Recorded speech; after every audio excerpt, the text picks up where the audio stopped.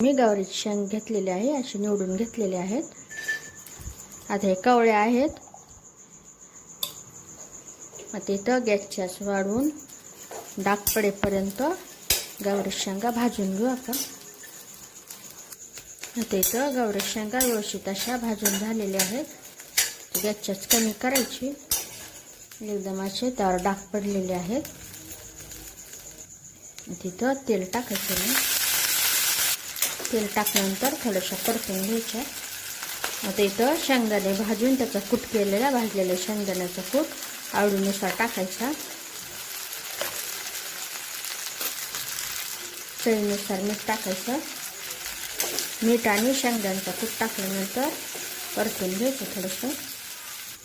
यावर आता थोडंसं पाणी टाकलं, जास्त नाही. पाणी टाकल्यानंतर एकत्र करून घ्यायचं.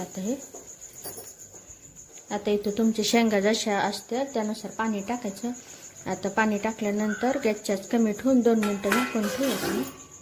गॅसची आच मंदच ठेवायची. आता इथं 2 मिनिटं झालेली आहेत. गॅस बंद करून टाकायचं. इथं कवळ्या शेंगा असल्यामुळे फक्त 2 मिनिटं लागलेली आहेत. आता हे एखाद्या भांड्यात काढून घेऊ.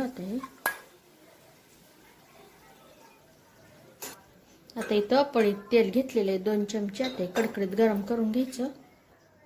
आता इथं तेल एकदम कडकडीत गरम झालेलं आहे. असंच तेल गरम करायचं.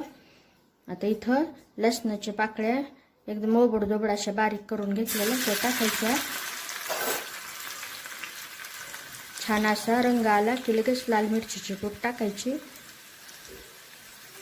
हे लगेच यावर